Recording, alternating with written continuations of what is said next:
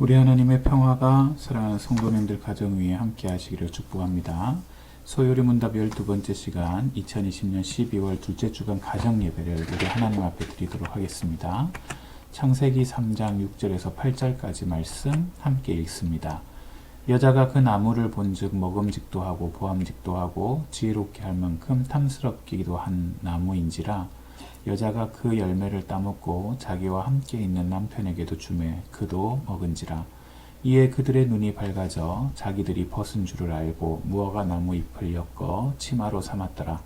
그들이 그날 바람이 불 때 동산에 거니시는 여호와 하나님의 소리를 듣고 아담과 그의 아내가 여호와 하나님의 낯을 피하여 동산나무 사이에 숨은지라. 아멘. 오늘은 소요리 문답 12번째 시간 사람의 타락이라는 부분을 함께 상고하기를 원합니다. 네 번째 질문부터 12번째 질문까지 하나님에 대해 신론에 대한 이야기라면 13번째 질문부터 20번째 소요리 문답은 인간론에 대한 이야기입니다. 각 문제에 대한 질문의 방향은 아래와 같으니 참고하시고요. 오늘은 특별히 13, 14, 15번 세 문제에 대해 죄에 대해 좀 더 깊이 알아보려고 합니다. 13번째 질문입니다. 우리의 첫 조상은 원래 창조된 상태에 계속 있었습니까?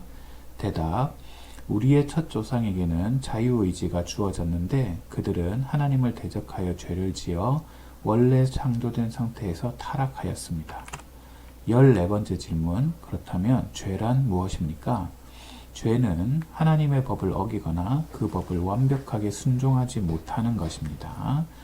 그러면 우리의 첫 조상이 원래 창조된 상태에서 타락하게 된 죄는 무엇이었습니까? 우리의 첫 조상이 원래 창조된 상태에서 타락하게 된 죄는 그들이 금지된 열매를 먹은 것이었습니다. 오늘은 특별히 13, 14, 15 문제를 통해 사람의 타락, 죄의 정의, 또 그 죄의 내용에 대해서 함께 상고해 보려고 합니다. 자, 이 성경적으로 먼저 설명하자면 먼저 아담의 본래 지위가 어떠했는지를 이해하는 게 중요한 것 같습니다. 첫째, 아담과 하와는요, 무죄한 상태고 높은 지적 능력과 자유로운 의지를 가지고 있던 사람, 그게 본래의 지위였습니다. 무죄한 상태란 창세기 1장 31절 하나님이 그 지으신 모든 것을 보시니 보시기에 심히 좋았더라. 죄 없는 아담의 상태를 하나님이 기뻐하셨음을 보여주고 있고요. 높은 지적 능력이란 하나님의 특별한 지혜를 인간인 아담과 하와에게 허락하셨고요. 그 특별한 지혜의 한 방향이 짐승들의 이름을 짓는 것으로 드러나고 나타납니다. 이름을 짓는다는 것은 그 생물의 특징을 완전히 파악했다는 뜻이죠. 생명체를 볼 수 있고 그걸 파악할 수 있는 지혜가 아주 탁월했음을 알 수가 있습니다. 또한 모든 생물들을 지배하도록 하나님께서 허락해 주신 것 또한 그 뛰어난 지혜를 이야기하는 거고요. 또 마지막으로 자유로운 의지를 주셔서 이 자유로운 의지를 통해서 하나님을 기꺼이 섬길 수 있도록 하나님께서 허락해 주셨어요. 자, 그렇다면 인간의 타락의 과정은 어떨까요? 하나님의 말씀을 혼란스럽게 여기고 왜곡하고 부정하고 자극하고 그 죄를 범하는 형태로 나타납니다. 먼저 말씀을 혼란스럽게 여깁니다. 창세기 3장 1절에 그런데 뱀은 여호와 하나님이 지으신 들짐승 중에 가장 강교하니라. 뱀이 여자에게 물어 이르되 하나님이 참으로 너희에게 동산 모든 나무의 열매를 먹지 말라 하시더냐? 하나님의 원래 말씀은요, 여호와 하나님이 그 사람에게 명하여 이르시되 동산 각종 나무의 열매는 내가 임의로 먹되 선악을 알게 하는 나무의 열매는 먹지 말라. 내가 먹는 날에는 반드시 죽으리라 얘기하세요. 사단은 모든 나무의 열매를 먹지 말라 하더냐라고 하나님의 말씀을 선악을 알게 하는 나무의 열매로 국한되어져 있는데 이걸 혼란스럽게 만듭니다. 두 번째, 이렇게 혼란스러운 하나님의 말씀을 사단은 왜곡하고 있습니다. 여자가 뱀에게 말하되 동산 나무의 열매를 우리가 먹을 수 있으나 동산 중앙에 있는 나무의 열매는 하나님의 말씀에 너희는 먹지도 말고 만지지도 말라 너희가 죽을까 하노라. 그런데 정작 하나님의 말씀은요, 먹지 말라 하시고요, 반드시 죽으리라 라고 얘기하는 거예요. 먹지도 말고 만지지도 말라라고 얘기하지만 하나님의 말씀은 그냥 먹지 말라고만 한정되어 있고요. 죽을까 하노라가 아니라 반드시 죽는다고 하나님의 말씀하셨음에도 이 말씀을 왜곡하고 있어요. 자기 마음대로 말씀을 해석하는 거죠. 그리고는 하나님의 말씀을 부정하는 자리에까지 이르게 됩니다. 하와가 하나님의 말씀을 굳게 지키지 못하고 흔들리는 모습을 보여요. 창세기 3장 4절에 뱀은 너희가 결코 죽지 아니라 하리라.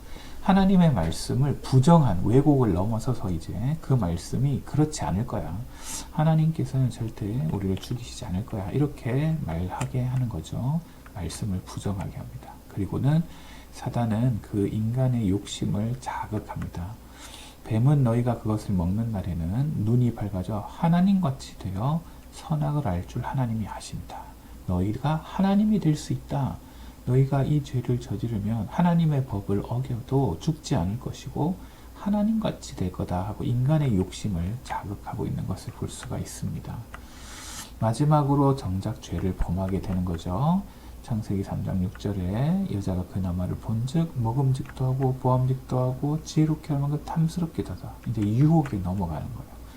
여자가 그 열매를 따먹고 자기와 함께 있는 남편에게도 주매 그도 먹은지라 실제 죄를 범하는 단계까지 이르게 됩니다. 자, 모든 피조물 안에 인간이 포함되어 있는데 이 인간의 죄가 이 죄의 영향력은 인간 안에만 국한된 것이 아니라 죄의 영향력이 모든 피조물에게까지 영향을 끼치더라라는 거예요.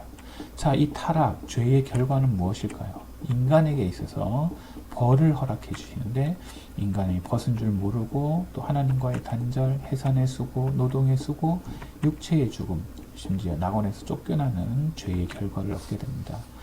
벗은 줄 몰라요. 눈이 밝아져서 무화과 잎으로 자기를 가리며 부끄러움을 알게 되는 지경에 이르고요. 하나님과의 교제가 단절되어 하나님을 피하여 숨고 두려워하는 지경에 이르게 됩니다. 그 다음 본론은 해산의 수고를 허락한다.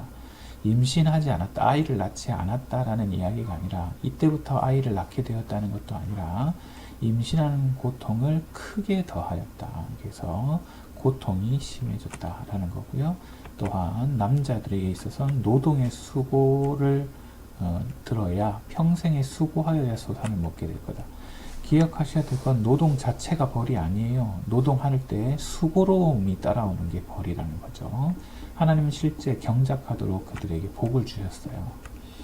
그리고는 육체의 죽음, 흙에서 나왔으니 흙으로 돌아가게 될 거다라고 말씀하시고 또 심지어 마지막으로 낙원에서 쫓겨나게 돼서 더 이상 하나님이 허락하신 낙원에 거할 수 없도록 했어요. 그뿐 아니라 인간의 죄의 영향은 피조세계까지 자연계까지 저주를 일으켜서 땅이 내게 가시덤불과 엉겅퀴를 낼 것이라 너희 먹을 것은 밭의 채소인즉 피조물이 다 이제까지 함께 탄식하며 함께 고통을 겪고 있는 것을 우리가 아느니라 라고 로마서에 얘기하고 있죠. 온 자연계가 인간의 죄로 저주를 받는 거예요. 그렇다면 죄의 본질이란 무엇일까요? 죄란 하나님의 법에 순종하는 것이 본질인데 죄란 그 순종에 있어 게으르게 지키는 것, 즉 부족하게 지키는 것이고 그리고 하나님의 법을 어기는 것이 바로 죄의 본질이래요. 하나님의 법은 도대체 어디에 있습니까? 먼저 양심에 있습니다. 이 양심은 복음을 받지 못한 사람들도 양심의 죄를 지적하고 계시고요. 또한 하나님의 법은 성경에 기록되어져 있습니다. 로마서 2장 15절 이런 이들은 그 양심이 증거가 되어 그 사람 생각들이 서로 혹은 고발하며 혹은 변명하며 그 마음에 새긴 율법의 행위를 나타내느니라. 하나님의 법과 말씀을 모른다 할지라도 하나님의 허락하신 양심에 하나님의 법이 있어 그 양심대로 살면 하나님이 율법의 행위를 나타내게 된다 말씀하시는 거죠. 그렇다면 이 말씀 어떻게 우리가 실천할 수 있을까요? 첫째 기억할 건 하나님께서 우리를 죄에서 구원하시는 그 손길 가운데 기억해야 될 건 죄를 미워하는 마음이 커지면 커질수록 거룩한 주님의 성품을 사모하고 담게 된다는 사실을 아셔야 돼요. 죄를 용납하시면 안 돼요. 두 번째 기억하셔야 될 건 사단의 전략은 하나님의 말씀에 대해 불신하게 만들어요.